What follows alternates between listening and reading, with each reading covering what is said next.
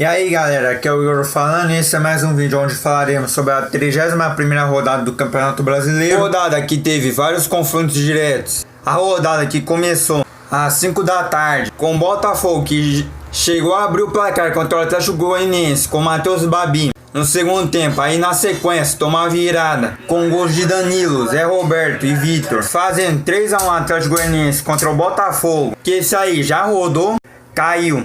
E o Atlético Goianiense foi a 39 pontos, se afastando ainda mais da zona do rebaixamento. Que quem tava lá era o Bahia, que às 6 da tarde venceu o Atlético Paranaense por 1-0. O único gol da partida foi marcado pelo Thiago Andrade no segundo tempo, fazendo gol da vitória do Bahia, que sai da zona do rebaixamento, chegando aos 32 pontos. Contra o Atlético Paranaense, que não vence há 3 jogos, com 2 empates e uma derrota, estacionando nos 39 pontos. Aí às 7h15, o confronto para ver quem se aproxima da vaga da Libertadores. O Grêmio enfrentou o Atlético Mineiro, que apesar das poucas chances criadas pelos dois times, ambos travavam na forte marcação tanto do Grêmio como do Atlético Mineiro, que o Kahneman até acabou criando uma chance para o Atlético Mineiro. E o Savarino, da entrada da área, bateu com muito perigo, quase abrindo o placar para o Atlético Mineiro, que foi aberto logo depois com o Johan de pênalti de Tassiano no Arana, em belo passe de Vargas de calcanhar após bela jogada de Keno. 1-0 para o Atlético Mineiro.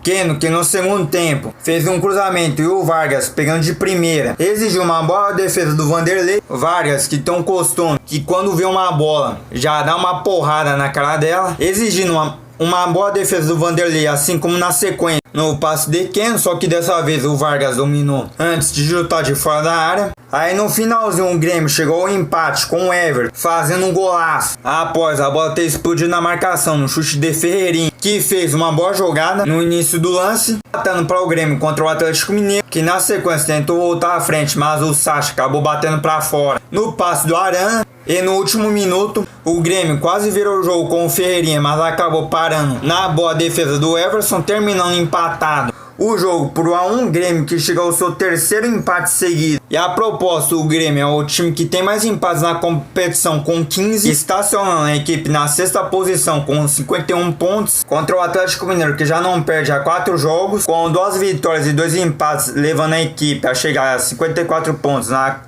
4ª posição, 1 ponto do terceiro colocado, Flamengo, que a gente vai falar daqui a pouco, que briga pelo título, diferentemente do Atlético Mineiro, que pra mim se aproximou da vaga pra Libertadores, só que não briga pelo título, porque o time é uma incógnita, que não estabelece uma sequência. A gente não sabe se vai ganhar ou perder ou empatar, que até o Bragantino estabeleceu já uma sequência de 2 vitórias seguidas. Logo, são 3 vitórias e 1 empate, que às 9h30 goleou o Vasco por 4-1. Os gols foram marcados pelo Eric e o Claudinho, marcando 2 vezes, e o Hurtado fechando a goleada. E o único gol do Vasco foi marcado pelo Pet. O Vasco, que volta à zona do rebaixamento, já não vence há 2 jogos, estacionando nos 32 pontos. Contra o Bragantino, que chega na 11ª posição com 41 pontos, do Claudinho, que eu falei que joga nada. Nos últimos 4 jogos, 6 gols marcados. E falando de 6 gols marcados, às 8h30 o Coritiba empatou com o Fluminense por 3-3. E o Coritiba chegou a abrir o 2-0 com o Luiz Henrique e Natanael. Aí o Fluminense empatou com o John, Kennedy e Fred. Aí o Coritiba fez o 3-2 com o Robson. E no finalzinho do jogo, Caio Paulista empatou para o Fluminense. E os dois foram ainda expulsos nesse empate por 3-3, que chegou ao seu terceiro jogo sem perder, com 1 vitória e 2 empates. Equipe que está na zona do rebaixamento com 26 pontos. Situação complicada para o Coxa. Eu só não digo tanto como Coritiba como o Goiás já caíram, que pode arranjar uma vitória nas próximas rodadas, diferente do Botafogo, que já está entregue. Aí o Fluminense estaciona na 7ª posição com 47 pontos. O Coritiba, que tem os mesmos 26 pontos do Goiás, que na quinta-feira, às 7 da noite, levou uma goleada do Ceará por 4-0. Gols que foram marcados pelo Lima, Sobral e o Vina, fazendo 2 vezes e um deles de pênalti. O Goiás, que já não vence há 3 jogos depois de 3 vitórias seguidas, contra o Ceará, que vai para a 10ª posição com 42 pontos. No mesmo horário, no confronto para ver quem vai se manter na briga pelo título, o Flamengo enfrentou o Palmeiras, que logo no começo do jogo, o William mandou para fora após cruzamento de Vinha em lance. Um bom lançamento de Danilo. Palmeiras chegando com muito perigo logo no começo do jogo, em um primeiro tempo que foi bom. Aí na sequência o Flamengo respondeu com a Arrascaeta dando uma bike, exigindo uma defesa do Everton em cruzamento de Isla. Aí na sequência o Everton Ribeiro enfiou uma boa bola pro Gabriel, que ia sair cara a cara com o goleiro. Ele podia ter chutado, mas preferiu o passe, e o Luan acabou salvando de carrinho. O Gabriel, que logo em seguida acabou mandando uma bola para fora, no rebote da defesa do Everton, no chute de Gerson, após o cruzamento de Everton Ribeiro. O Everton Ribeiro, que logo depois, que bateu com muito perigo em passe de Gerson, assim como o Danilo, que no finalzinho do jogo, arriscando de fora da área. E ainda, antes do intervalo, o Flamengo chegou ao gol numa cena dos trapalhões. O Everton Ribeiro, que arriscou de fora da área, e a bola acabou explodindo no Luan, que acabou sobrando pro Bruno Henrique, que tocou pro Arrascaeta, que não conseguiu finalizar, e a bola acabou passando pelo Everton. E o Kusevich foi tentar tirar, e a bola acabou explodindo no Luan, fazendo contra, abrindo o placar para o Flamengo. Ainda no primeiro tempo, aí no segundo tempo, que foi um segundo tempo muito sonolento, tanto pelo Flamengo ter sentado no placar, e o Palmeiras que não chegava, e quando chegava com muito perigo. Gabriel Menino, que perdeu praticamente um pênalti no passe do Rafael Veiga. E logo depois, o Flamengo chegou com muito perigo na cabeçada do Gustavo Henrique, tirando tinta da trave, em cobrança de falta de Felipe Luiz. E na sequência, o Everton fez mais uma boa defesa no chute de Bruno Henrique, arriscando de fora da área. Essa jogada que acabou originando o segundo gol do Flamengo. E um golaço de PP após cobrança de escanteio de Vitinho, fazendo um gol da vitória do Flamengo 2-0 contra o Palmeiras. Titular que vem de uma sequência de 4 jogos com 3 vitórias e um empate. E uma dessas vitórias foi um 4-0 contra o Corinthians. Palmeiras metendo mais uma vez uma goleada num derby, que levou a equipe a chegar na quinta posição com 51 pontos. Aí o Palmeiras, que foi com o time, mas na verdade, como diria o Alex Miller e o Marcos, se poupou nesse jogo e vai focar nas Copas. Aí o Flamengo, que chega à sua segunda vitória seguida, depois de 4 jogos seguidos sem vencer, vai brigar pelo título, indo a 55 pontos na terceira posição, a 4 pontos do Inter, que a gente vai falar daqui a pouco. E assim como o Palmeiras, que vai focar nas Copas, principalmente na Libertadores contra o Santos, que no mesmo horário foi a Fortaleza enfrentar o Fortaleza. O Santos, que foi com o time titular, chegou com muito perigo com o Guilherme Nunes, arriscando a entrada da área após a bola ter sobrado para ele no cruzamento de Jean Mota, e o Carlinhos acabou afastando, e o Guilherme Nunes bateu com muito perigo. Jogada que foi iniciada pelo Arthur Gomes. O Jean Mota, que antes do intervalo perdeu o pênalti, bem marcado pelo VAR, no toque de mão do Jackson, que estava com o braço aberto, no cruzamento de Lucas Braga. O Felipe Alves defendeu, mas um pênalti mal batido pelo Jean Mota, praticamente no meio do gol, facilitando a defesa do Felipe Alves.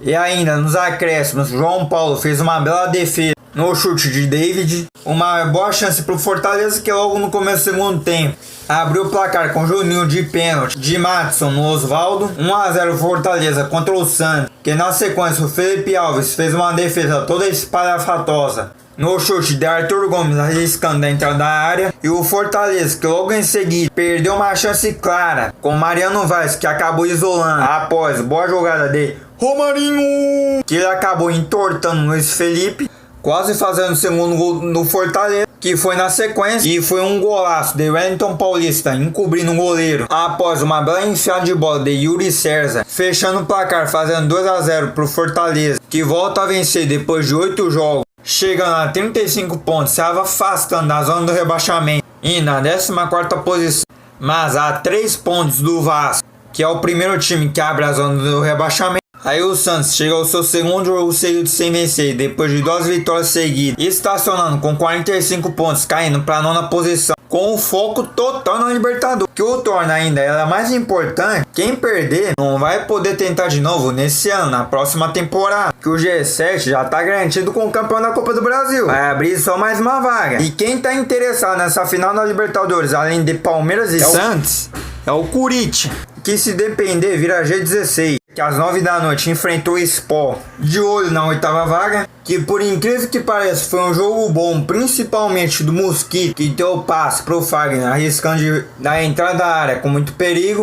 E na sequência o Lampoli teve que trabalhar no chute de fora da área de Matheus Vital em passe do jogo. O Lampoli, que no mesmo minuto fez uma defesa tranquila no chute do Mosquito, que na verdade foi mais um recuo na falha do Adrielson. O Mosquito, que na sequência abriu o placar para o Corinthians em passe do jogo na jogada que foi iniciada pelo Matheus Vital. Corinthians 1-0 contra o Sport, que respondeu rapidamente com o Sander, que acabou mandando a bola para fora na cobrança de falta de Thiago Neves. E ainda no primeiro tempo, o Luan Poli fez uma boa defesa num chute de fora da área do Camacho, quase fazendo o segundo gol do Corinthians, que foi de Matheus Vital fazendo um golaço no começo do segundo tempo, em falha de Maidana, fazendo o Corinthians 2-0. Aí o Sport não teve força para reagir. O Cássio fez até 2 bolas de defesa em chutes de Patrick e Thiago Neves, arriscando de fora da área, mas no finalzinho do jogo o Corinthians chegou ao terceiro gol com o jogo após enfiar de bola de Fagner, jogada que foi iniciada pelo Casares, fazendo 3-0 Corinthians, que volta a vencer, chegando na 8ª posição com 45 pontos, a 6 do G6, contra o Sport, que chega à sua terceira derrota seguida, estacionando nos 32 pontos e caindo para a 16ª posição. É o primeiro time fora da zona do rebaixamento. E quarto, o confronto dos cavalos paraguaios até então, São Paulo e Inter. Quem perdesse daria adeus ao Campeonato Brasileiro. Tudo normal. Nani Alves começando o jogo de volante, dando a entender que já o São Paulo ia perder o jogo e consequentemente o título pro Inter, que se vencesse ia brigar pelo título, que logo no começo do jogo, que foi simplesmente um atropelo do Inter, o Thiago Volpi já teve que fazer uma boa defesa no chute de Yuri Alberto, em enfiada de bola de Patrick. Yuri Alberto, que foi o destaque da partida. Aí na sequência o Cuesta mandou pra fora após desvio de cabeça de Dourado na cobrança de falta de Prachetes. O mesmo Cuesta que logo em seguida abriu o placar para o Inter de cabeça em mais uma cobrança de falta, só que agora de Moisés. 1-0 Inter, que continuava avassalador, que na sequência o Yuri Alberto acertou a rede pelo lado de fora em passe de Patrick. Aí o São Paulo tentou responder com o Sara após tabela com o Brenner, que exigiu a defesa do Marcelo Lomba. Essa defesa acabou originando a jogada do segundo gol do Inter. Logo em seguida, o Lomba deu o chutão e o Patrick acabou desviando de cabeça. Sobrou pro Yuri Alberto, que tocou para o Caio Vidal para fazer o segundo gol do Inter. Aí eu falei, do jeito que tá, o São Paulo vai tomar um terceiro gol daqui a pouco. E quase toma com o Yuri Alberto, que bateu com muito perigo em passe de Prachetes. Aí na sequência o Luciano fez o gol de São Paulo de cabeça após desvio de cabeça de Reinaldo em cobrança de escanteio de Daniel Alves, que por incrível que pareça ele foi o melhor jogador de São Paulo da partida e consequentemente o principal responsável junto com o Diniz desse atropelo do Inter. O São Paulo, que até começou melhor no segundo tempo com o Bruno Alves de cabeça, acabou mandando a bola para fora em cobrança de escanteio de Daniel Alves. Aí na sequência virou passeio. Yuri Alberto marcou 3 vezes após o Vitor Bueno ter perdido a bola na defesa. Antes desse gol ele acabou entregando a bola nas mãos do Thiago Volpi. Aí depois que ele ouviu umas, começou a meter-lhe gole. Ainda o Lomba fez uma defesa tranquila no chute do Daniel Alves, arriscando de fora da área. E como já falado, o Yuri Alberto de novo em passe de Peglow, que teve a participação do Edenilson, e no passe de Patrick em passe errado de Daniel Alves. Num frango do Volpi, fazendo 5-1 Inter, que podia ter sido mais. O Volpi ainda fez uma defesa no chute de Peglow. 5-1 Internacional contra o São Paulo no Morumbi, que foi reaberto para o show de Maroon 5. Na segunda foi o Allianz Parque que reabriu os shows no estado de São Paulo, que na verdade não foi um show, foi o filme O Chamado 4. E nessa quarta reabrindo os shows no Morumbi com o Maroon 5, o São Paulo, que chega ao seu 4º jogo seguido sem vencer. O pior que agora o Diniz não pode xingar os jogadores, porque os microfones vão pegar, como no caso do Tietê. Não pode xingar o Juan Fran, o Thiago Volpi e o Daniel Alves. Como ele disse pro Tietê, ele estaria sendo ingrato, porque foram eles que deram emprego para ele. O São Paulo chega à sua 3ª derrota em 4 jogos, perdendo a liderança pro Internacional, que chega à sua 7ª vitória em 7 jogos, com 59 pontos, com o Abel Braga calando a boca de muita gente, principalmente a minha. Desculpa por ter falado, o Lucha pelo menos tinha um currículo do 4-4. O Felipão, que tinha ganhado tudo lá na China, mas lembrávamos do 7-1. Assim como eu falei, quando o Felipão chegou, vai brigar para não cair e ganhando o título. E isso pode acontecer com o Abel Braga. Na próxima rodada, já dá para dizer que o Inter já é campeão se vencer o Grêmio. Domingo, às 4 da tarde, um palpite, Inter. E o São Paulo não terá força para se recuperar nos próximos 7 jogos. Já enfrenta o Coritiba, que no máximo nesse jogo vai dar empate. Ou vitória do Coritiba no sábado às 7 da noite. E eu não sei se daria para demitir o Diniz agora, porque vai contratar quem? Fala-se no Muricy, mas há uma cláusula no contrato para ele não treinar o time por problemas de saúde, a não ser que ele queira ter um infarto. Que se para quem não é São Paulino, esse time já dá raiva, imagine para um São Paulino como o Muricy. Aí às 9 da noite, Vasco e Atlético, empate. Aí no domingo, no mesmo horário, no Grenal, Atlético Paranaense e Flamengo, Atlético, Ceará e Palmeiras, e Santos e Goiás, às 6h15, empate e Santos. Aí na terça eles vão ter aqueles jogos de cumprir tabela. Aí depois partiu Maraca, continuando às 6h15, Sport Bahia, Sport. Aí no mesmo horário, Atlético Goianiense e Fortaleza, Goianiense. Às 8h30, Fluminense e Botafogo, Fluminense. E na segunda, às 8 da noite, Corinthians e Braga, Corinthians. Bom, galera, esse foi o vídeo de hoje. Espero que tenham gostado. Comente a sua opinião e tchau!